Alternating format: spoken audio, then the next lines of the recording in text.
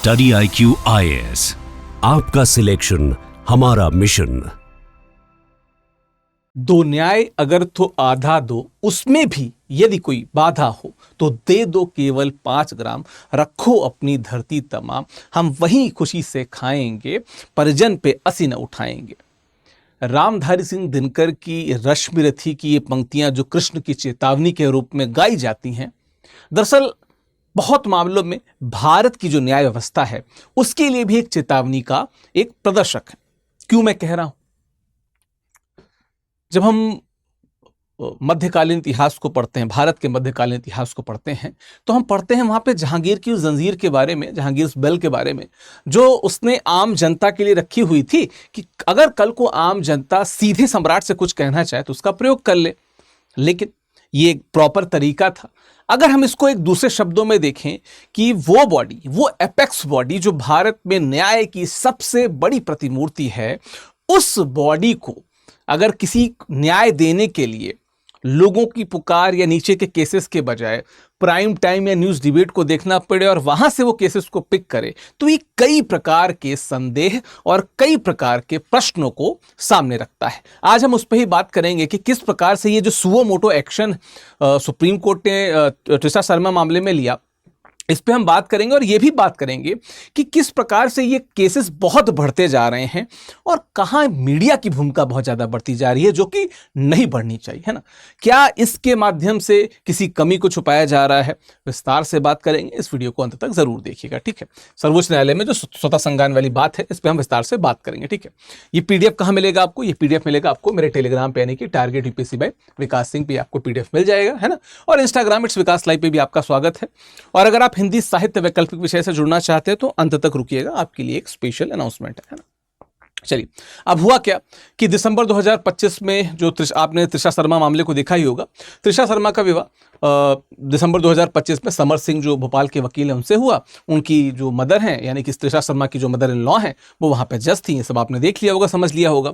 12 मई 2026 को, ठीक है, जहाँ पे उनकी शादी हुई थी उनके ससुराल में, वहाँ पे संदिग्ध मृत्यु हो जाती है।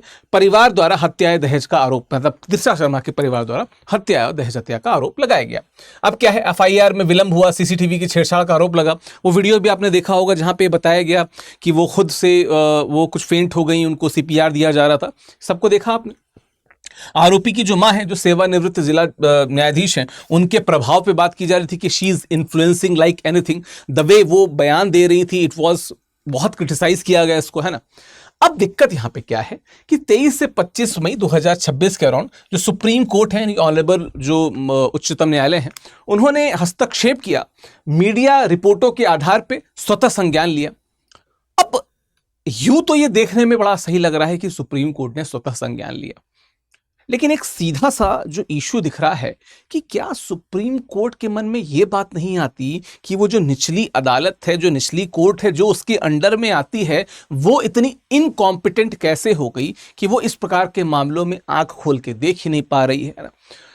जब भी कोई महिला की मृत्यु होती है, जो विवाहिता होती है और ससुराल में मृत्यु होती है, तो ऐसा क्यों होता है कि इस प्रकार के किसी केस में सिर्फ वो जलती है, वो मरती है, उसकी ननद, उसकी सास को वहां पे खरोंच तक नहीं होती है? क्या सुप्रीम कोर्ट को इस तरफ ही देखना चाहिए था? हम बात करेंगे, है ना।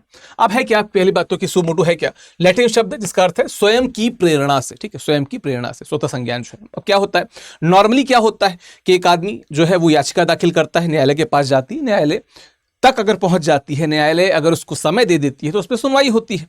सुओ मोटो में क्या होता है कि मीडिया रिपोर्ट को उसने देखा, जो हलचल मची है न्यूज़ रिपोर्ट से उसको उसने देखा, और उसके बाद न्यायालय वहां पे पहल करता है और न्यायालय स्वयं वहां पे क्या बनता है, पिटिशनर बनता है, यानी कि स्वयं वहां पे वादी बनता है ना। अब यूं तो हम अनुच्छेद 32 के बारे में, 136, 142, 226 के बारे में, 340 जो BNS है, इन सब के बारे में मैंने अपनी जो कंप्लीट इंडियन पॉलिटी की क्लास है उसमें भी, और पहले भी जब मैंने पॉलिटी पढ़ाया है, मैंने विस्तार से बताया। तो इसके बारे में तो आप सभी जानते ही होंगे। जो सुप्रीम कोर्ट के टूल्स हैं, जैसे रिट पिटिशन की बात करें या अन्य जो उनके पास अस्त्र हैं 136 या 142 में, तो ये हो गया सुओ मोटो के बारे में, ठीक है। लेकिन जो मेन रिट है उस पर भी हम लोग थोड़ा सा बात कर लेते हैं। देखिए, जब मैं आपको अनुच्छेद 23 और अनुच्छेद 24 पढ़ा रहा था, तो मैंने बताया था कि किस प्रकार से वो जनहित याचिका आती है जस्टिस पीएन भगवती के पास में, और भारत में एक पीआईएल का क्या शानदार कल्चर शुरू होता है, which is good, and thanks to justice like him, जजेस लाइक हिम, जिन्होंने इस पे काम किया। तो पीआईएल क्या है कि कोई भी नागरिक या संस्था दाखिल कर सकता है, लेकिन सुओ मोटो न्यायालय स्वयं करता है। लिखित याचिका आवश्यक है जब पीआईएल आप दाखिल करते हैं। पीआईएल यानी कि पब्लिक इंटरेस्ट लिटिगेशन, यानी कि जनहित याचिका, है ना। यहाँ पे मीडिया, पत्र या स्वतः संज्ञान के द्वारा पता चलता है ना।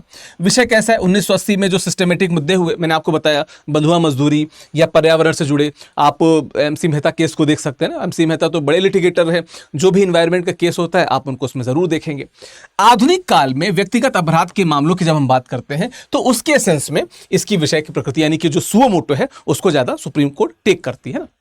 अगला है आधार, अनुच्छेद 32, अनुच्छेद 226। अब यहां पे अनुच्छेद 32, 135 और 142 इसका आधार है। तो ये तो एक बेसिक सा डिस्कशन है। थैंक्स टू जस्टिस भगवती, जिन्होंने लोगों को ये मौका दिया कि वो जो जहांगीर की जंजीर है उसका प्रयोग कर सकें, न्यायालय में भी उसी प्रकार से प्रयोग कर सकें। लेकिन ये जो बात है, मैं फिर से कह रहा हूं कि ओवरऑल देखने पे बहुत सही लग रहा है, पर इसमें कुछ ऐसी चीजें, कुछ कमियां छुपी हैं जिन पे बात की जानी जरूरी है ना। बात करने से पहले कुछ और फैक्ट्स पे आते हैं। अगर आप वर्ष 2005 से लेकर लगभग 2019-20 तक देखेंगे, तो औसतन जो सुओ मोटो केसेस थे वो 2 से 3 प्रति वर्ष के आसपास थे।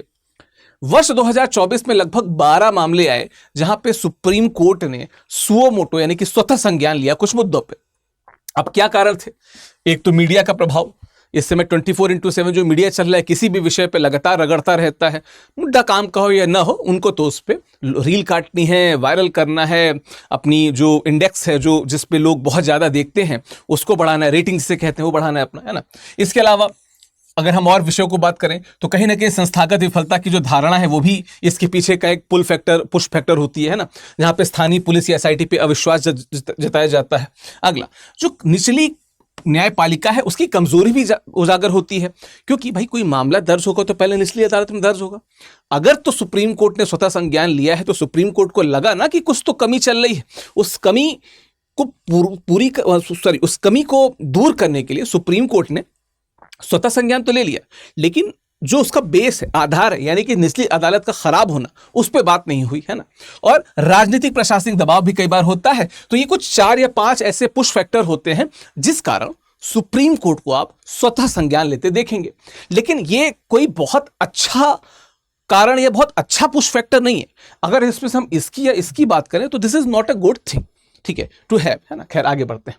अब क्या है कि मीडिया ट्रायल और विरोधाभास की बात करें तो क्या है कि त्रिशा प्रकरण का विरोधाभास क्या आपको देखने को मिलता है। भाई सुप्रीम कोर्ट ने मीडिया के आधार पे ही स्वतः संज्ञान लिया, ठीक है, केस दर्ज किया, लेकिन फिर उसने मीडिया से ही बोला कि आप गवाहों के बयान को मत दिखाइए, और इसकी अपील भी की। जिससे आपको पता चला उसको ही आप थोड़ा सा रोकने का प्रयास कर रहे हैं। इन अ वे ये सही हो सकता है, पर अगर टोटलिटी में देखें तो एक प्रकार का विरोधाभास, कंट्रास्ट यहां पे देखने को मिलता है। अदालत एक ही समय में उपभोक्ता और आलोचक दोनों है, वहीं से उसको पता भी चल रहा है और वहीं पे क्रिटिसिज्म भी हो रहा है। अब जैसे आपको एक पता होगा जो सहारा वर्सेस सेबी का केस है 2012 को, वहां पे सुप्रीम कोर्ट ने कहा था कि जब real and substantial risk test की स्थिति में क्या होगा आपको कि पोस्टपोनमेंट ऑफ ऑर्डर, यानी कि मीडिया प्रकाशन को स्थगन कर दीजिए। क्यों? क्योंकि जब तक चीजें क्लियर ना हो जाएं, जब तक आरोपी को पूरी तरीके से, वो जो आरोपित है पूरी तरीके से उस पर आरोप साबित ना हो जाए, तब तक आप इसको न जाहिर कीजिए। और इस प्रकार के कई सारे केस हैं। इंडियन एक्सप्रेस का भी केस है जिसको मैंने वीडियो में कवर किया था। तो कहीं ना कहीं कुछ ऐसी बातें हैं जो ठीक भी हैं, कुछ ऐसी बातें हैं जो क्वेश्चनेबल हैं, जिसको मैंने आपके सामने रखा। अब क्यों मैंने इसको जहांगीर की जंजीर से कंपेयर किया? अब देखिए 1605 में न्याय की जंजीर जो उसने क्या किया, प्रजा के लिए रखी हुई थी कि जो प्रजा को कभी भी लगे कि अगर कुछ दिक्कत हो रही है तो नौकरशाही को ओवरपास, उसको क्या कहते हैं, क्रॉस करके वो सीधे सम्राट तक पहुंच, सम्राट से अपनी बात बता सके। अब इस समय क्या है, लेखक वी वेंकटेशन ने क्या बोला कि आज सर्वोच्च न्यायालय स्वयं नौकरशाही बन गया है। अब यह जंजीर केवल प्राइम टाइम न्यूज द्वारा खींची जाती है। प्राइम टाइम न्यूज ने बहुत हल्ला काटा किसी विषय पे, सुप्रीम कोर्ट ने स्वतः संज्ञान ले लिया। 2 चीजें हैं, प्राइम टाइम न्यूज अगर इस पे काम कर रहा है तो क्यों ना उनको ही कोर्ट में रख दिया जाए। दूसरा, अगर आपकी निचली कोर्ट्स की इतनी भी बेमत नहीं है कि वो इस प्रकार के केसेस में शीघ्रता से काम कर सके, तो कृपया उन पे भी आप कुछ एक्शन ले लीजिए। तो कहीं ना कहीं हम कहते हैं ना कि सुओ मोटो का नाटकीय उपयोग मूल समस्या यानी कि निचली न्यायपालिका की कमजोरी से ध्यान भटकाना है, ऐसा क्रिटिक्स कह रहे हैं। जो क्रिटिक्स हैं वो क्या कह रहे हैं कि बेसिकली वो जो इनकॉम्पिटेंसी है निचली अदालतों में, उसको दूर करने की बात हो रही है ना। अब देखिए ना कि अब एनसीआरबी के हिसाब से लगभग 6450 दहेज हत्याएं हुई है ना, 6450 क्या कहते हैं दहेज हत्याएं 2022 में, लेकिन सिर्फ एक या दो मामले को सुप्रीम कोर्ट ने उठाया, बाकी को क्यों नहीं उठाया? अगर आप सुओ मोटो ही कॉग्निजेंस ले रहे हैं तो बाकियों को भी ले लीजिए, है ना। अब कार्यपालिका की विफलता पे उच्चतम न्यायपालिका वीरतापूर्ण एकल हस्तक्षेप करती है, बजाय कि जो निचली संस्थाएं हैं जिसको अभी मैंने बताया है वहां पे, उसमें सुधार कीजिए, एसआईटी में सुधार कीजिए, पुलिस में सुधार कीजिए, या उनको बोलिए, या आपकी जो निचली अदालतें हैं उसमें सुधार कीजिए। ये कोई बहुत गौरवपूर्ण क्षण नहीं है ना, इस पर ध्यान रखना होगा, ठीक है। कुछ का केसेस थे, अब जैसे हाथरस केस में सुप्रीम कोर्ट ने इलाहाबाद हाईकोर्ट को मामला वापस कर दिया था, है ना।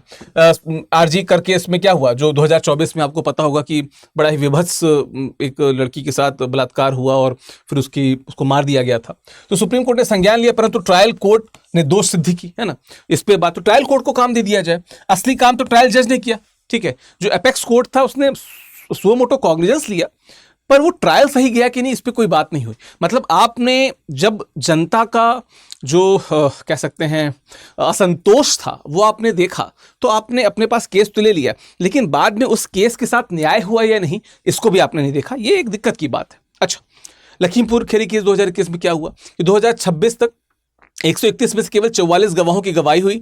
एपेक्स कोर्ट की निगरानी के बावजूद इस प्रकार के केस में गति नहीं बढ़ी, क्योंकि थोड़ा सा पॉलिटिकल इन्वॉल्वमेंट भी था वहां पे। अब अगला क्या है, मणिपुर वायरल वीडियो जो आपने देखा होगा, जो 2023 में बड़ा ही विभत्स सा वीडियो था। 2026 तक कोई दोष सिद्धि नहीं हुई। एक प्रकार का वहां पे इंस्पेक्शन भी कराया गया, वो भी अप्रभावी रहा। बहुत से लोगों का कहना है कि चूंकि ये मामला पूरी तरीके से पॉलिटिकल है तो सुप्रीम कोर्ट वहां पे जा नहीं रहा है। तो कहीं ना कहीं एक ये बात भी 1% को दिख रही है कि सुप्रीम कोर्ट भी कभी कभी इस प्रकार के जो पॉलिटिकल इश्यूज होते हैं, जहां पे सत्ताधारी जो पार्टी है उससे उसका कंट्रास्ट आ सकता है, तो वो उसमें एक्शन नहीं लेता है, ऐसी भी बात लग रही है, ठीक है। अब दिक्कत क्या है कि अब जैसे ट्रायल कोर्ट्स हैं, उच्चतम न्यायालय है, सुप्रीम कोर्ट है, इनको एक चेन बन के काम करना चाहिए। पर दिक्कत क्या है कि हाई कोर्ट और ट्रायल कोर्ट के बीच में जो एक डिस्टेंस क्रिएट हो गया है ना, यही मिसिंग लिंक है। यही मिसिंग लिंक है जिस पे काम करना चाहिए, ठीक है। क्यों? क्योंकि वास्तविकता में साक्ष्य, गवाह और वास्तविक दोष सिद्धि यहां पे होती है, लेकिन ये जो बीच का स्पेस बन जाता है, यहां तक आने में, केसेस को यहां तक आने में जो वर्षों लग जाते हैं, हम कहते हैं कि justice delayed is justice denied. वो जस्टिस यहीं पे डिनाई हो जाता है। यहीं पे कहीं ना कहीं काम करना होगा किसको? हमारे जो न्यायालय प्रबंधन है उसको, ठीक है।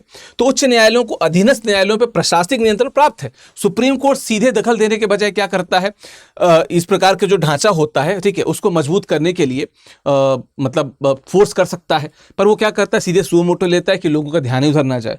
जबकि जो निचली व्यवस्था है उसको थोड़ा सा टाइट कर दें, या ट्रायल कोर्ट को अंत तक देखते रहें, या जो केसेस जिसका स्वतः संज्ञान लिया उसको शुरू से लेकर अंत तक कवर करें, तब तो बात भी है। वरना फिर आपने सिर्फ प्रसिद्धि के लिए आपने सुओ मोटो कॉग्निजेंस ले लिया है ना। चलिए, अब क्या है आसान रास्ता, क्या है भाई, व्यक्तिगत मामले एपेक्स कोर्ट की सुनवाई कर लेते हैं, सुओ मोटो की बात कर लेते हैं।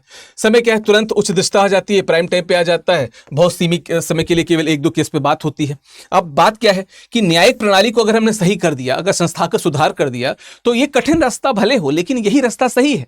यही रास्ता है, क्योंकि शुरुआती स्तर पे ही हमने काम कर दिया, तो ऐसे 1000 केसेस जो आपकी निगाह से छूट जा रहे हैं, वो 1000 के 1000 केसेस यहीं पे सॉल्व हो जाएंगे, आप तक आएंगे नहीं, या आपको सुओ मोटो एक्शन लेना नहीं पड़ेगा। अब इसके पक्ष और विपक्ष में तर्कों की बात कर लेते हैं। तो ये जो सुओ मोटो कॉग्निजेंस है, उसके पक्ष में तर्क क्या है कि स्थानीय राज्य मशीनरी पुलिस के विफल होने पर अंतरिम सुरक्षा कवच का ये काम करता है। अनुच्छेद 21 जो निष्पक्ष सुनवाई की बात करता है उसको व्यवहारिक अर्थ देता है और संस्थाओं से उठते जनविश्वास को पुनः स्थापित करता है। लेकिन एक विश्वास को तो उसने ढक भी दिया ना, जो निचली अदालती संस्था है, व्यवस्था है, उसको तो ढक भी दिया इसने ना। चल, विपक्ष में तर्क क्या है कि न्यायिक ध्यान है ना का मीडिया प्रेरित अन्यायपूर्ण आवंटन, कि भाई सिर्फ कुछ केसेस का ही क्यों। अगला, निचली न्यायपालिका का मनोबल गिराता है। एक तो उनकी जवाबदेही को भी टाल रहा है, दूसरा उनको भी लग रहा है यार कल को कोर्ट हमसे ये मुद्दा लेके चले गए तो हम भी कमजोर हैं, यहाँ पे उनका कॉन्फिडेंस भी नहीं आ पाता है। अगला, मीडिया ट्रायल को क्या है, एक प्रकार से प्रोत्साहन देता है, फिर तो बार बार केसेस को उठाया जाएगा, कितना सुओ मोटो कॉग्निजेंस लेंगे, इसलिए अदालत को बंद ही कर दीजिए, मीडिया को ही इसलिए अदालत बना दीजिए। तो इस प्रकार की बातें भी कहीं ना कहीं होती रहती है। चलिए, क्या है वे फॉरवर्ड? ट्रायल कोड को सशक्त करना पड़ेगा, ठीक है। जो निचली महिला दहेज जो इस प्रकार के अपराध होते हैं, इसके लिए जो फास्ट ट्रैक कोर्ट है हमको उसको मजबूत करना पड़ेगा, ठीक है। उच्च न्यायालय की भूमिका बहुत मजबूत है, तो इसको जो अनुच्छेद 235 के द्वारा हमें और सख्त सुपरविजन को ध्यान देना होगा, है ना। जो नेशनल जुडिशियल एकेडमी जैसे जो नए कानून हैं उन पे थोड़ा काम कराए, जजेस को और इन्वॉल्व करे और उनको इवॉल्व भी करे इसके माध्यम से। और सहारा सिद्धांत क्या कि मीडिया ट्रायल रोकने के लिए जो हमने बताया था कि अपील नहीं कीजिए बल्कि पोस्टपोनमेंट ऑर्डर निकालिए कि इस प्रकार से जो केसेस हैं कोर्ट उसको देख लेगी, आप उस पर ट्रायल मत कीजिए, आप खुद से दोष सिद्धि मत कीजिए कि ये गलत है वो सही है। ये बहुत ज़रूरी है क्योंकि मीडिया ट्रायल या सोशल मीडिया ट्रायल कई बार नकारात्मक दिशा में चला जाता है और उसका नुकसान ही होता है दरअसल देश की जनता को, ठीक है। चलिए, कुछ शब्दावली हैं जो मैंने इसमें जोड़ दी हैं, इस विषय पे आपकी क्या राय है मुझे बताते जाइएगा। कंक्लूजन के तौर पे हम क्या कह सकते हैं कि जहांगीर की जंजीर जनता की पुकार के लिए थी, आज वह जंजीर तभी बचती है जब प्राइम टाइम पे कोई खबर बनती है, और जो प्राइम टाइम तक नहीं पहुंच पाता है फिर वो उसके लिए तारीख पे तारीख होती रहती है, वर्षों बीत जाते हैं, न्याय नहीं मिलता है। इस दिशा में ऑनरेबल सुप्रीम कोर्ट जो बहुत बड़ी संस्था है, बहुत ही ईमानदार संस्था है, योग्य लोग बैठे हैं, उनको ध्यान देना चाहिए। यही विषय था। इस पे आपकी राय क्या है, भारत का युवा वर्ग क्या सोचता है, प्लीज कमेंट बॉक्स में हमें बताते जाइएगा, ठीक है। बस एक चीज बताता चलूं, हमारे सामान्य अध्ययन के जो बैचेस हैं, जो एक स्मार्ट तकनीक को इंटीग्रेट करके बनाए गए हैं, जहां पे एक अद्भुत डैशबोर्ड बनाया गया है, ए वाला पार्ट जो असेसमेंट है, इसमें आप इसके द्वारा बहुत सारी चीज़ें जो अपने एजुकेशनल हेल्थ है उसको समझ सकते हैं। तो अगर इस बैच से जुड़ना चाहते हैं, ध्यान रखिएगा 6 बैच से क्लासेस शुरू हैं, और जो मेरा कोड है यानी कि विकास लाइव, इसका प्रयोग करके आप मैक्सिमम डिस्काउंट प्राप्त कर सकते हैं, है ना। साथ ही हिंदी साहित्य का जो नया बैच है वो 19 जून से शुरू है, तो अगर आप इसमें जुड़ना चाहते हैं तो मैं बताता चलूं कि इस बैच से जुड़ सकते हैं। ये बैच नाटक या रंगमंच से शुरू हो रहा है, मैं ही पढ़ाता हूं, और मेरा कोड इस्तेमाल करेंगे तो आपको अधिकतम डिस्काउंट भी मिलेगा। कोई कंफ्यूजन हो तो आप मेरे टेलीग्राम पे यानी कि टारगेट यूपीएससी बाय विकास सिंह पे कमेंट कर दीजिए, मैं यहाँ पे आपसे मुलाकात कर लूंगा, बात कर लूंगा। ये पीडीएफ भी यहीं पे अपलोड होगा। बाकी इट्स विकास लाइव मेरा इंस्टाग्राम है, अगर आप स्कैन करके यहाँ पे जुड़िए तो यहाँ पे भी आपका स्वागत है। बाकी अंत में मैं आप सबसे आग्रह करता हूँ कि आप अपनी राय जरूर रखें कि इस प्रकार के मीडिया ट्रायल के बाद जो सुओ मोटो कॉग्निजेंस लिया जा रहा है उस पर आपकी क्या राय है, और ये कितना सही है कितना गलत है, बताते जाइए। आप सबका बहुत बहुत धन्यवाद, बहुत बहुत शुक्रिया। स्टडी IQ IAS, आपका सिलेक्शन हमारा मिशन।